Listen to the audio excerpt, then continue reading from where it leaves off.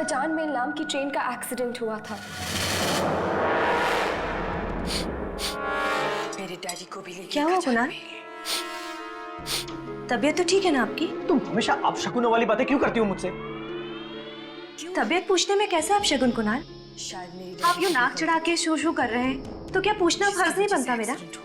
एक मिनट, मुझे कुछ जलने की बदबू आ रही है। हे भगवान! क्या हुआ? My God! ये कैसे? एक काम तुमसे ठीक से नहीं होता है। टेबल साफ करने के चक्कर में ध्यान ही नहीं रहा। ध्यान रहता कहाँ है आजकल तुम्हारा? कुणाल आप ऐसे क्यों बोल रहे हैं? आज से पहले कभी ऐसा हुआ है क्या? आज पहली बार ही हुआ ही है। पता है दूध का इस तरह से उबल के गिर जाना मतलब कितनी बड़ी मुसीबत को तुमने दावत दी है। जरूर कुछ अनहोनी होने वाली है। हे भगवान! कुणाल ये सब अंधविश्वास है, कोई अनहोनी नहीं होगी। तुम चुप रहो, जबान मत लड़ाओ मुझसे। तुम्हें पता है करतपुर वाली आंटी के वहां भी ऐसा ही हुआ था। सुबह सुबह चाय रखी थी, दूध उबल के गिर गया उस दिन। उसी दिन शाम को उसके बेटे की एक्सीडेंट में मौत हो गई। कुणाल वो एक्सीडेंट गाड़ी वाले की गलती से हुआ था। गाड़ी वाले ने सामने से टक्कर मारी थी उसे। बस बस बस बस बस, ये सब कुछ नहीं सुनना चाहता हूँ। हे भगवान, अब तो मैं ऊपर वाला ही बचा सकता है। पता नहीं क्या अनहोनी होने वाली है। हे भगवान! एक दूध उबलने से इतना बड़ा बवाल।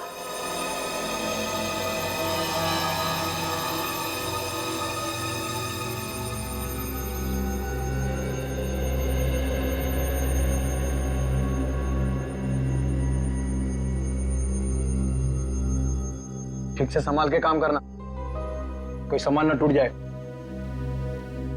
आपको बस सामान की पड़ी है ना कुणाल? इस घर में मैं भी रहती हूँ, मेरी कोई चिंता नहीं। तुम हर बात को उल्टे तरीके से क्यों समझती हो? हाँ?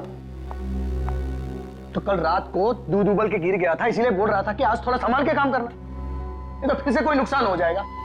कौन सा नुकसान हुआ है कुणाल? नुकसान की अगर इतनी परवाह है ना तो खुद काम कर लिया करो। बस जरा सा ठीक से काम करने को बोलो, खुद कर लो। तुम्हें तो कुछ बताना ही बेकार है, कुछ समझाना ही बेकार है।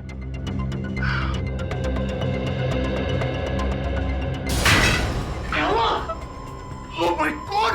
ये क्या कर दिया तुमने? ये बोल रहा था मैं तुम्हें, बोल रहा था कि संभाल के काम करो।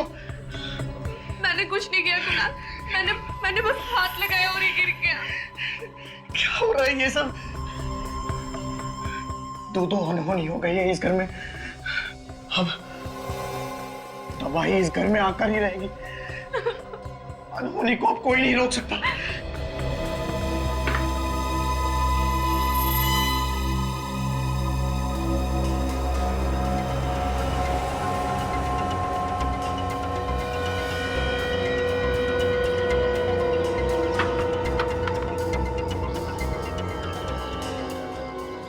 कितनी बार कहा है इनसे कि कपड़े सुखाने का स्टैंड लिया है, लेकिन कानों पे जू ही नहीं रेंगती।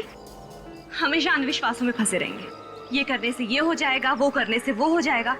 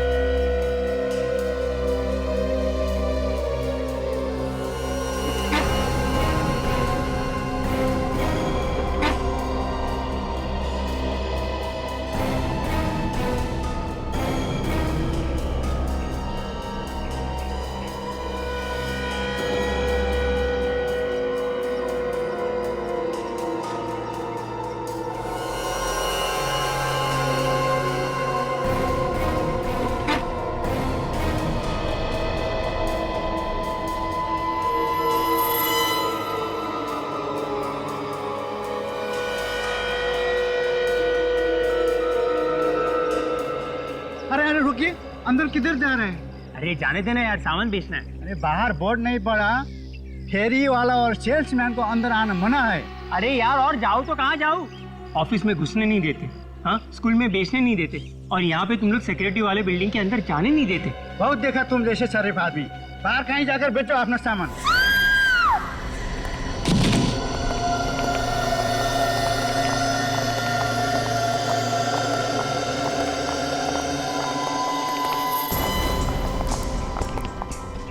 हटिए हटिए। अरे किसके पास फोन है, किसके पास? जल्दी एम्बुलेंस को फोन लगाइए, हॉस्पिटल लेके जाना पड़ेगा ना। पता नहीं साहब कैसे गिरी। कोई फायदा नहीं है एम्बुलेंस बुलाने का, ये तो मर चुकी है। किसी ने इसके हस्बैंड को बुलाया है क्या? सुना सुना सुना सुना, जिसका डर था वही हुआ, हो गई ना रोनी।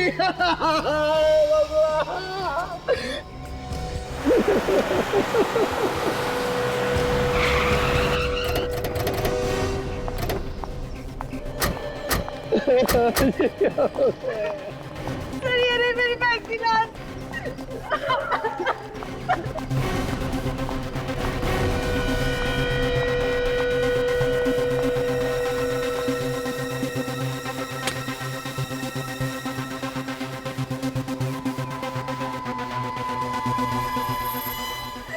सर मेरी बहन का खून हुआ, उसकी मौत अपने आप नहीं हुई है।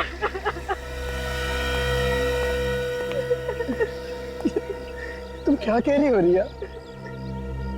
अचानक ऊपर से नीचे गिरी है वो, तो कैसे कह सकती हो कि एक्सीडेंट नहीं है? ये तो सीआईडी को ही पता लगाने दो कि वो गिरी है या गिरी गई है। सर ये नादान है सर, बहन की मौत के गम में कुछ भी बोली जा रही है सर। हाँ समझ सकते हैं, बहन की मौत का धक्का लगा है। तुम्हें धक्का नहीं लगा? सर मैं तो लूट गया सर, इसके बगैर मैं कैसे जिंदा रहूंगा सर? वैसे सुधा ऊपर से गिरी कैसे? सर बालकनी में कपड़े सुखा रही थी। बालकनी में कपड़े सुखा रही थी?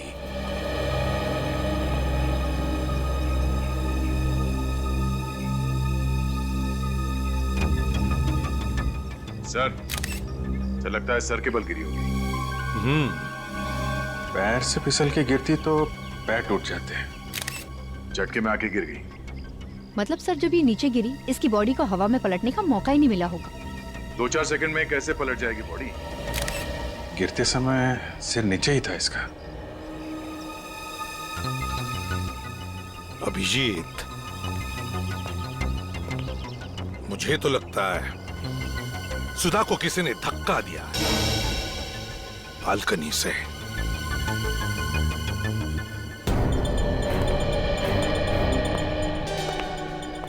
एक बात बताओ, जब सुधा नीचे गिरी तब तुम कहां थे? सर मैं घर में ही था सर। सर मेरी बहन तो रोज कपड़े बनाती है, आज कैसे गिर गई?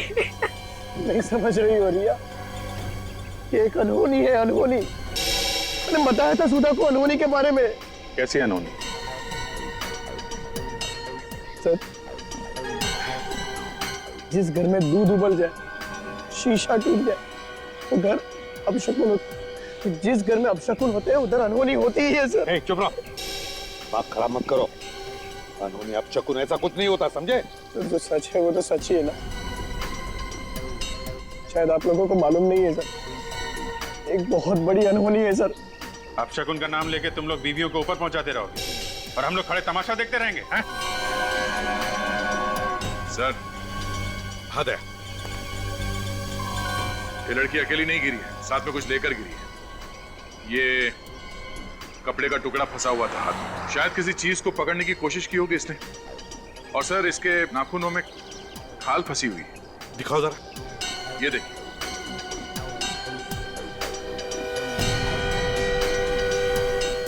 इसका मतलब है ऊपर वहां पर कोई तो था जरूर, कोई तो जरूर था वहां पे।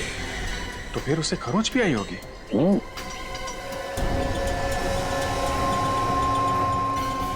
अपना हाथ दिखाओ, हाथ दिखाओ, हाथ दिखाओ। वहां देखो।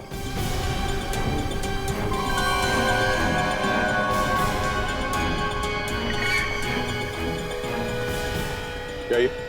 कल शाम को चोट लग गई थी सर। अच्छा,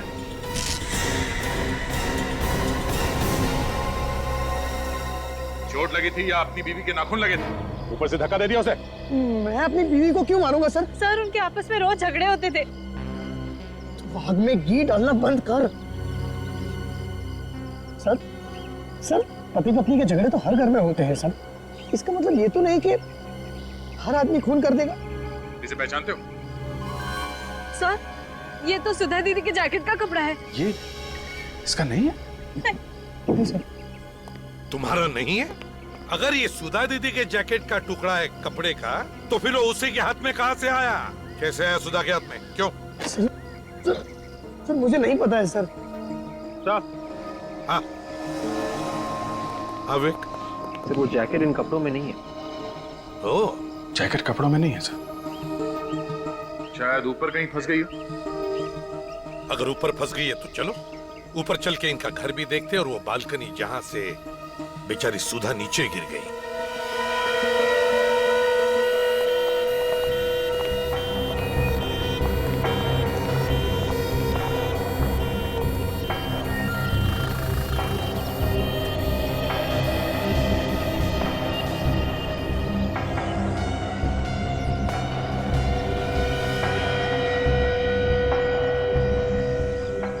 जैकेट तो यहाँ नहीं है सर। सिर्फ कुणाल ने छुपाया होगा।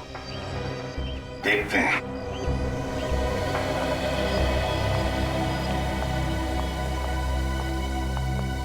हाँ तो कुणाल, सुधा की जैकेट कहाँ है? सर मुझे सच में नहीं पता है सर। पता नहीं है? देख, ढूंढो जरा घर में अच्छी तरह से, देखो कहां पर है जैकेट।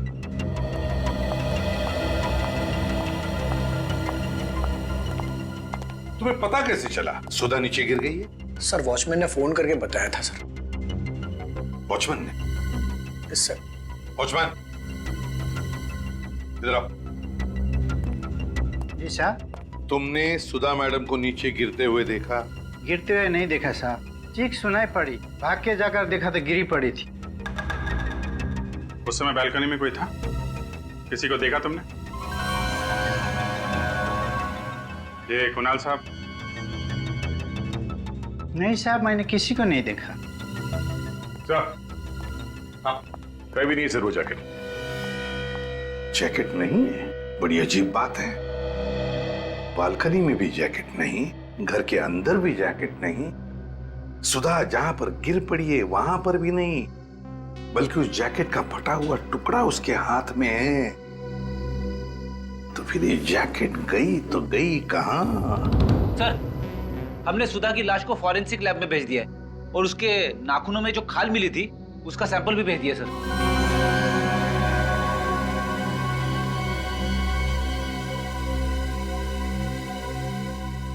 कुणाल जी,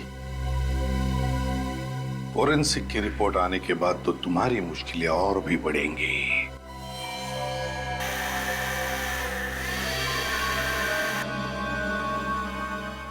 आवाज कैसी? साहब जी, पास वाले घर में फर्नीचर का काम चल रहा है। तो शायद इन काम करने वालों ने कुछ देखा हो। हाँ, देखते हैं।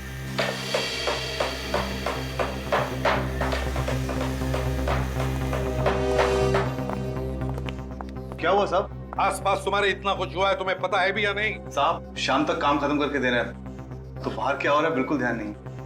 बाजू के घर में जो औरत रहती थी उसका किसी ने खून कर दिया है। कैसे हो गया खून साहब? बालकनी से धक्का दिया है किसी ने उसे।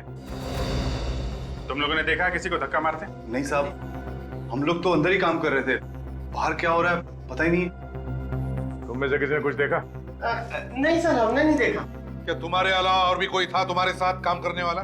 सर आज तो हम ही लोग काम कर रहे हैं, वैसे एक लड़का और था, हमने उसे भगा दिया। भगा दिया? क्यों? फालतू था सर, किसी भी काम का नहीं था वो। हाँ, कौन वो? सर वो भोलू का भाई था सर। बोलो कौन है? साहब वो हमारे साथ ही काम करता है, आज उसकी तबीयत खराब थी तो उसने अपने भाई को भेज दिया। सर कोई भी काम ठीक से नहीं करता था वो, बोलते कुछ और थे और करता कुछ और था। मतलब? अरे साहब इस दीवार पे छेद करने को बोला था उसको और इस दीवार पे छेद कर दिया उसने। जी सर। हाँ।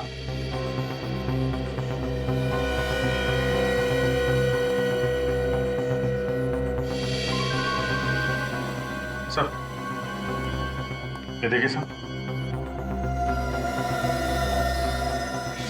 माय गॉड, यहां से तो सुधा का पूरा घर दिख रहा है। सर सर ठीक इसी दीवार के पीछे हमारे घर में मिरर लगा हुआ था सर, और वो मिरर गिर गया था और अपशकुन हो गया था सर।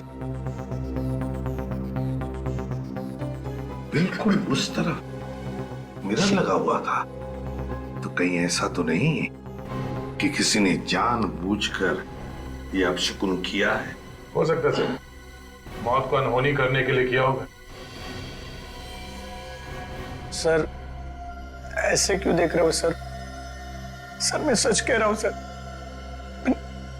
मैं निर्दोष हूं सर, मैंने कुछ नहीं किया है सर, सच बोल रहा हूं सर। हो सकता है नहीं किया हो, किसी से करवाया हो। जो पता चल जाएगा। भोलू का एड्रेस देना हमें। होता है इस भोलू के भाई का स्केच बनवा लो। यार भोलू कुछ काम धाम बता ना, खाली बैठे बैठे तंग आ गया हूँ यार। तू क्या काम करेगा? तुझे तो कुछ आता ही नहीं है यार। यार भोलू वो जो तू लकड़ी का काम करता है उसी में मुझे अपने साथ रख ले। नहीं भैया नहीं, वो काम तुझसे नहीं होगा। लकड़ी के काम में बहुत बारीकी से काम करना पड़ता है। अगर मैं अभी भी सीखना चाहूँ तो सीख सकता हूँ ना। देखो भाई वैसे तो सीखने की कोई उम्र होती नहीं है।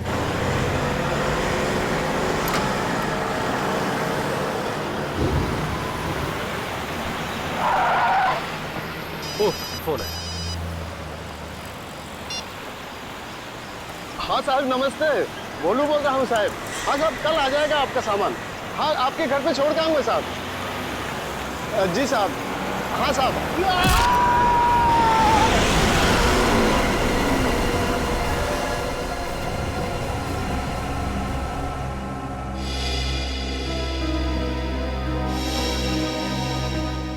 डॉक्टर साहब कुछ बताया इन लोगों ने कि ये एक्सीडेंट हुआ कैसे? नहीं सर, इन्होंने हॉस्पिटल आने से पहले ही दम तोड़ दिया था। शायद वो लड़का जानता है, यही लेके आए थे नहीं यहाँ पे। ये आपको पता है कि ये एक्सीडेंट हुआ कैसे? ये एक्सीडेंट नहीं है सर, इन्हें तो जानबूझ के उड़ाया किसी ने। पीछे से गाड़ी आई और सीधे उड़ा के निकल गई। ये आदमी कौन? सर ये भोलू का भाई है। भोलू का भाई?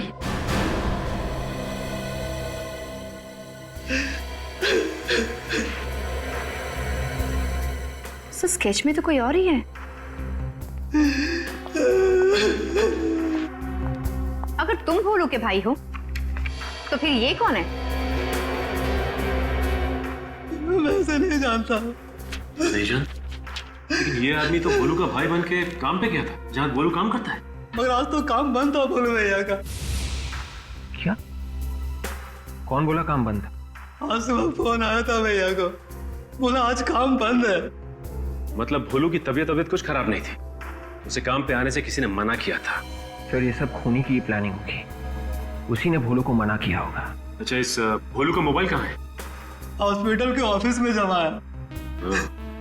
काजल एक काम कर, पता करो कि भोलू को किसने फोन किया और कहां से।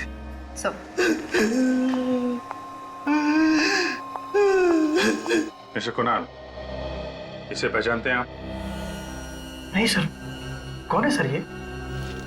शायद इसी आदमी ने तुम्हारी वाइफ सुधा का खून किया है। पर सर मेरी वाइफ सुधा की इसके साथ क्या दुश्मनी हो सकती थी? दुश्मनी इसकी नहीं, किसी और की भी हो सकती है। आपको किसी पे शक है? मैं किसी पे क्यों शक करूं सर? मेरी बीवी काम ही ऐसे करती थी, मना करने के बावजूद भी अपशगुनों वाले काम किया करती थी। ये लो सर, फिर शुरू हो गया ये व्याख्यान देना बंद करो। अंधविश्वास पे भरोसा करना बेवकूफी होती है। तो सर आप भी बताइए सर, कैसे मरी मेरी बीवी? चलो। सर जिस नंबर से भोलू को फोन आया था उसका पता चल गया है। कहाँ का?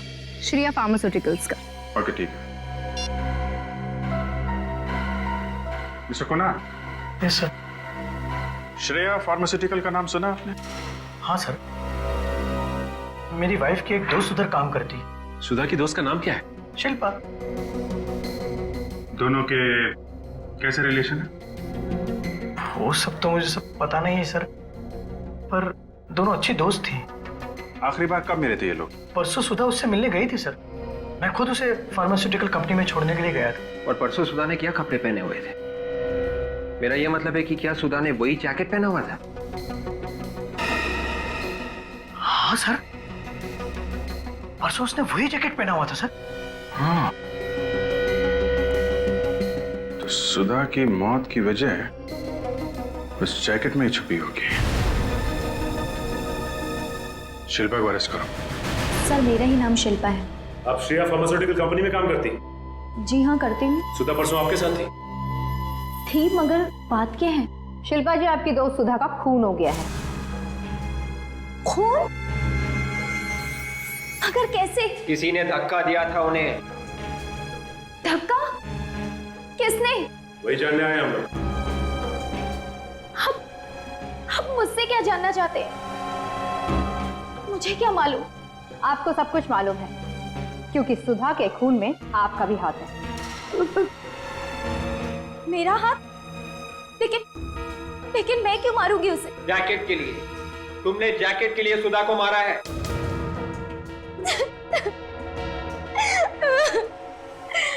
आप लोग क्या बोल रहे हैं? मुझे कुछ भी समझ में नहीं आ रहा। कौन सी जैकेट, कैसी जैकेट? शिल्पा जी, हम उसी जैकेट की बात कर रहे हैं जिसे पहन के सुधा 2 दिन पहले आपसे मिलने आई थी। याद कीजिए।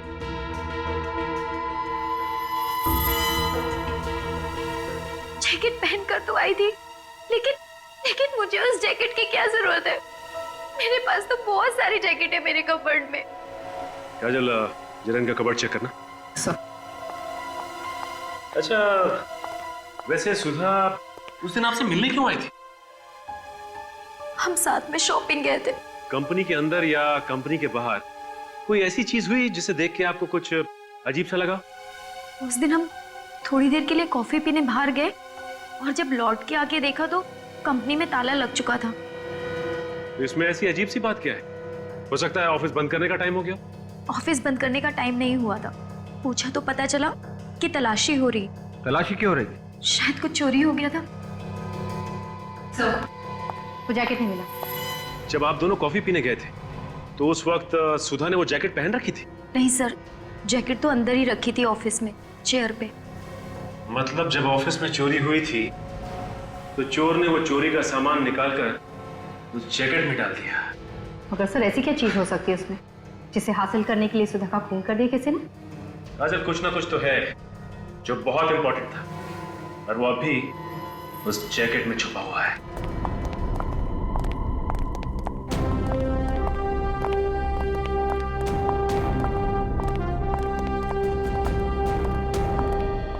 सर, ये है साहब का कमरा। आप लोग जरा 2 मिनट यही रुकिए, मैं साहब से पूछ लेता हूँ। पूछ लो, उनको बोलो कि कुछ सीआईडी वाले हालचाल पूछने उनका। जी सर। साहब, सीआईडी वाले आए हैं आपसे मिलने। साहब, कुछ बोल रहे नहीं है साहब। जरा हटो। जी। मिस्टर विलास। विलास,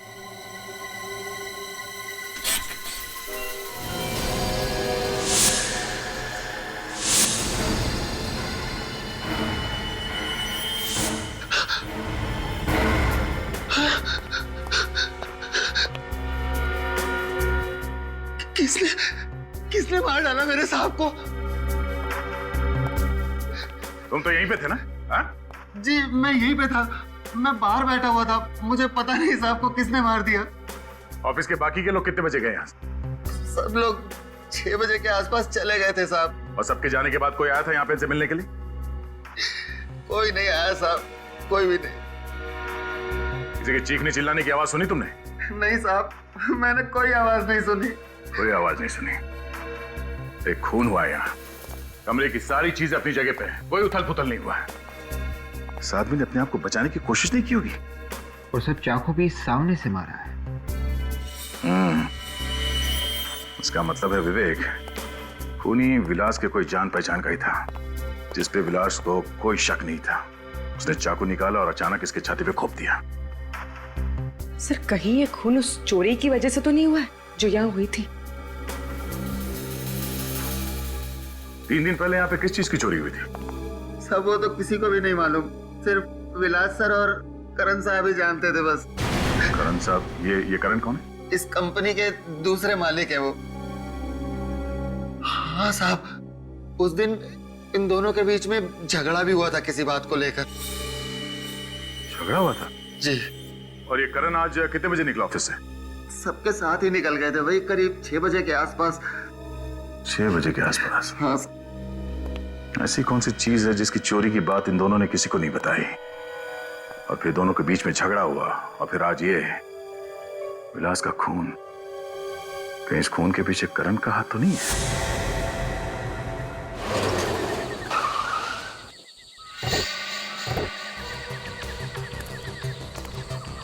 लगता है घर में कोई नहीं है, चारों तरफ अंधेरा है। फिर वहां पे कोई है?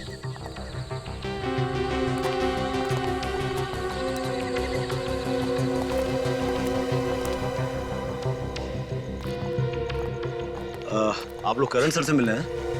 हाँ, तुम कौन हो? मैं हर्ष, उनका असिस्टेंट।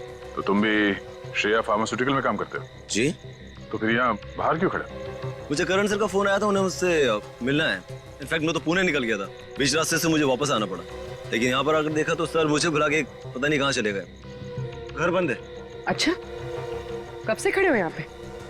अभी अभी आया हूँ। तो कहाँ गए होंगे, कुछ अंदाजा है? सॉरी। मोबाइल फोन तो होगा ना उनका? जी। प्लीज। वैसे कुछ फायदा नहीं फोन करके, मोबाइल बंद है उनका। मैं कई बार ट्राई करके देख चुका हूँ। ठीक है, थैंक यू। सर ये करण ऑफिस में नहीं है, घर पे नहीं है, फोन बंद करके कहाँ बैठा होगा?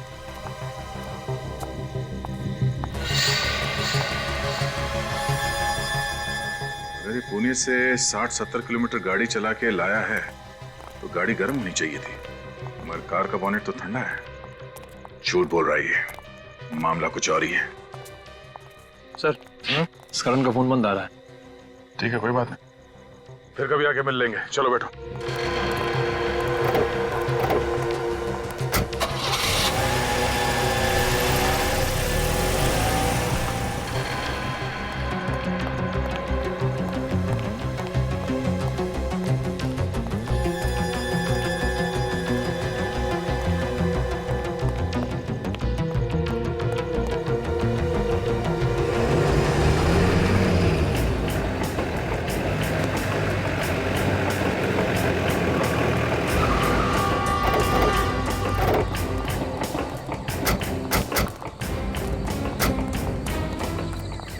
वो कहाँ जा रहा है सर?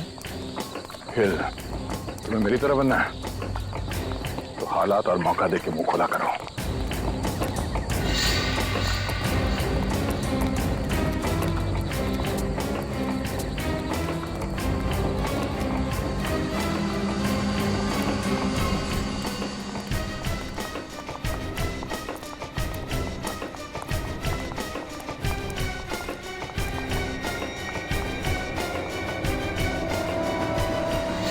अबे अब तो बता दे, तुझे जिंदा जाने की नहीं जाना यहाँ से? पूरा घर खंगाल लिया मैंने, लेकिन तेरा वो फॉर्मूला मिलता ही नहीं। सुन, मैं और इंतजार नहीं कर सकता। वो फॉर्मूला दिखने भी नहीं वाला तुम लोगों को, चाहे तुम लोग कुछ भी कर लो। सुनत, रस्सी जल गई मगर बल नहीं गया अभी तक। इसने मरने की सोच ही ली है, तुम मार ही देते हैं ना इसे।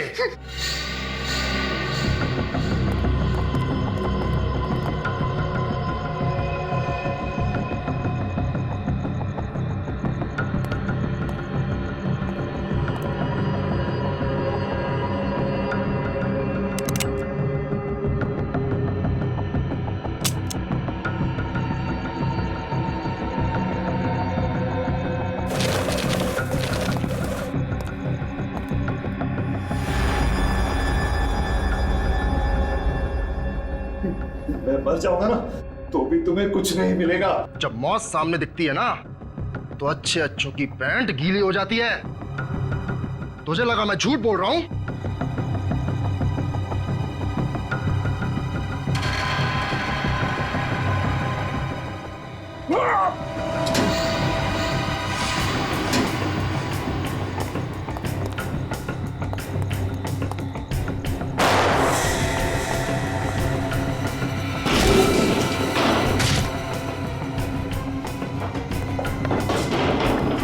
CID CID?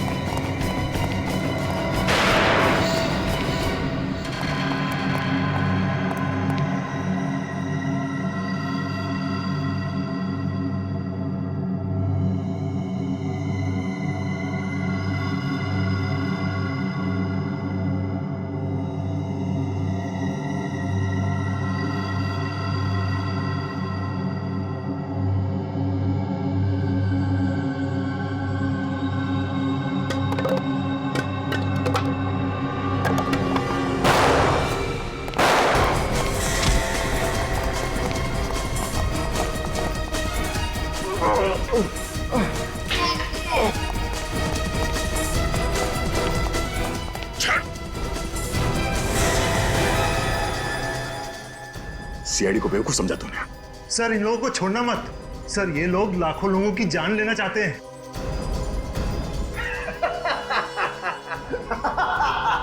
अरे कैसे बोल रहा है तू? सीआईडी से? सीआईडी वाले मेरा कुछ नहीं बिगाड़ सकते। और जिसकी मौत आई है उसे मरना ही पड़ेगा। दिमाग खराब है तेरा? हाँ? मौत के सामने खड़े होकर मौत को धमकी दे रहा तू? धमकी नहीं है ये, हकीकत है हकीकत। ये देख फ्लाइट के टिकट और वीजा के कागज। आज रात 9 बजे हम लोग अमेरिका भाग जाएंगे। तो फ्लाइट के टिकट और वीजा ये अमेरिका का नहीं है, बड़ी हवेली का है। सोच लो, अगर हम लोग ठीक 9 बजे फ्लाइट नहीं बैठे और हमने फोन नहीं करा, तुम्हारा एक आदमी वो जहर उस पानी की पाइपलाइन में मिला देगा। अगर हम लोग ठीक 9 बजे फ्लाइट नहीं बैठे और हमने फोन नहीं करा, तुम्हारा एक आदमी वो जहर उस पानी की पाइपलाइन में मिला देगा। धमकी नहीं है ये, लाखों लोग मारे जाएंगे, कल न्यूज़पेपर में देख लेना। और तुम सीआईडी वाले ही फंसोगे। ये सच कह रहे सर, ये सच कह रहे। इन लोगों के पास वो जहर है जो थोड़ा सा पानी में मिलाने से लाखों लोगों की जान जा सकती है सर।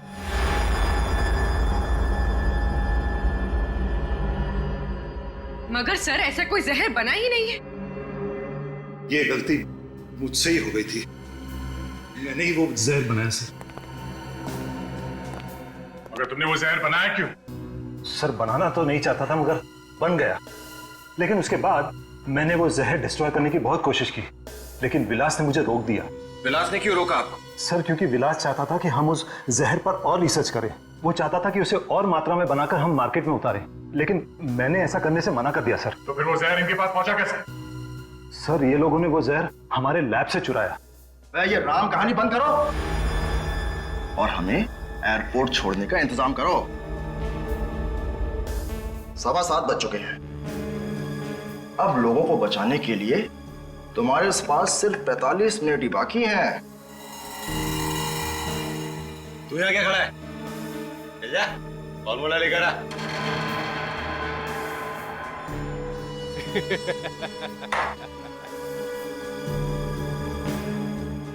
जाओ कर, वो फॉर्मूला इन्हें देगा।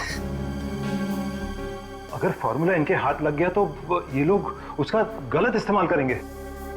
चाहे कुछ भी हो जाए, लाखों लोगों की जान बचाना हमारा फर्ज है। जी सर। और विवेक, तुम यहीं करण के साथ रहो, तब तक मैं इन्हें एयरपोर्ट छोड़ता हूँ। मगर सर हम इन लोगों पर यकीन कैसे करें? फ्लाइट में बैठने के बाद भी अगर इन लोगों ने उस आदमी को फोन नहीं किया तो वो तो पानी में जहर मिला देगा। यकीन करने के अलावा तुम्हारे पास और कोई दूसरा रास्ता भी नहीं है।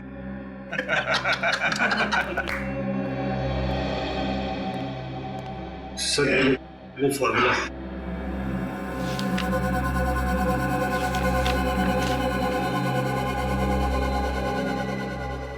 इंस्पेक्टर, ये गन यहाँ पर रख दो। अब इसकी ना तुम्हें जरूरत है ना हमें।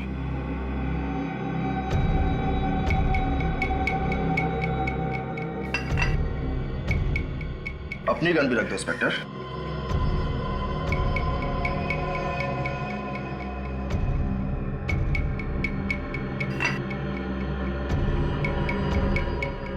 चले।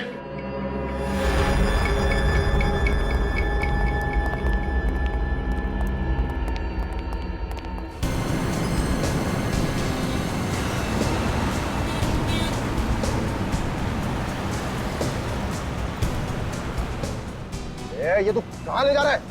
एयरपोर्ट जाने का शॉर्टकट है ये। भाई आधा घंटा तो हो गया है, टाइम पर पहुंचेंगे ना?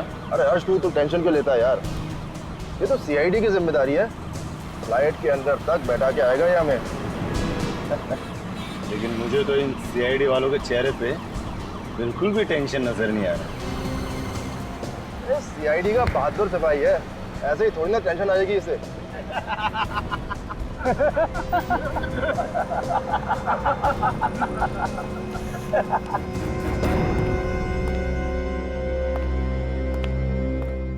करण जी, आपने उस आदमी को देखा है जो पानी में जहर मिलाने वाला है?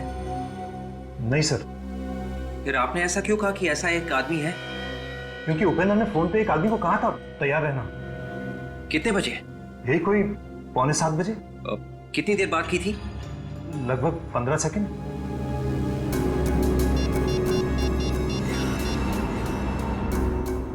हेलो, हाँ देखिए, मैं सीआईडी से बात कर रहा हूँ। एक इमरजेंसी है, प्लीज आपकी मदद चाहिए। लाखों लोगों की जान खतरे में है। 6:45 बजे के आसपास उपेंद्र नाम के आदमी ने किसी को फोन किया था और लगभग 15 सेकंड बात की थी। जी, जल्दी से पता लगाना है कि उसने किसको फोन किया था और वो आदमी इस वक्त है कहाँ। 8 तो बजा है, अभी तक फोन नहीं आया।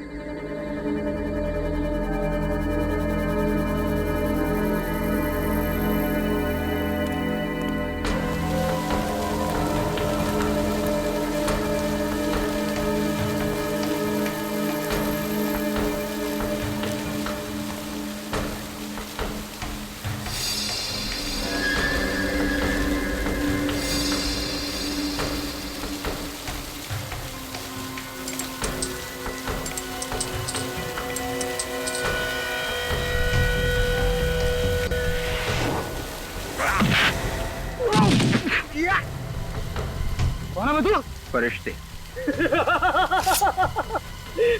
अरे फरिश्ते तो लोगों को ऊपर लेकर जाते हैं, तू तो आज खुद मौत के मुंह में फंस गया।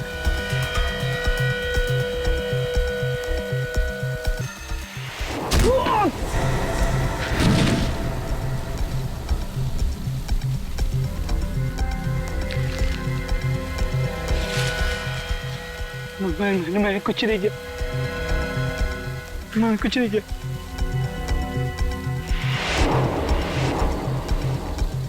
जहर मिलाएगा? हाँ? चल।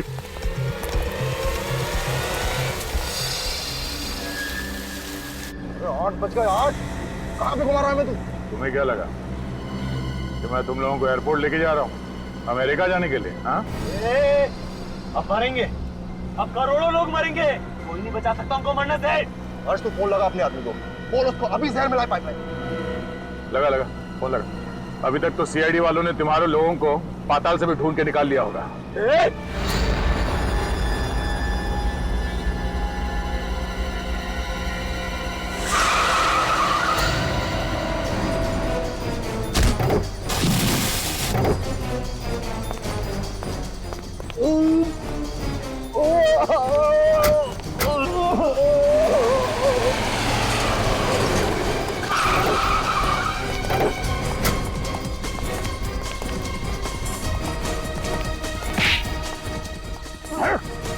लाखों लोगों को मारेगा तू, लाखों लोगों की जान लेगा तू।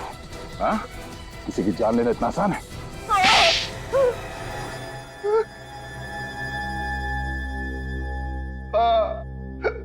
मैं हूं सर, मैंने ही धक्का दिया था सुधा को। क्यों धक्का क्यों दिया सुधा को? सर, उसकी जैकेट में जहर वाली बोतल छुपी थी सर। वो मुझे नहीं मिल रही थी, इसलिए। वो जहर वाली बोतल सुधा की जैकेट में किसने छुपाई थी? अर्श ने छुपाई थी सर। सर जैसे मैंने वहां से बोतल चुराई, वहां बवाल बच गया सर। अरे अब तो बता दो किसने किया ये? आज तक तो इस कंपनी में कभी चोरी नहीं हुई, अब ये भी शुरू हो गया यहाँ पे। अभी बता देगा तो बच जाएगा, नहीं तो नौकरी जाएगी उसकी। You please start the checking. सभी की तलाशी ली जाने लगी सर।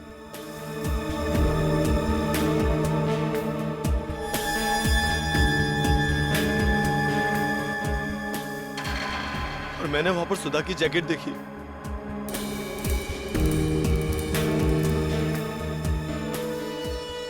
और मैंने वो बोतल सुधा की जैकेट में छुपा दी।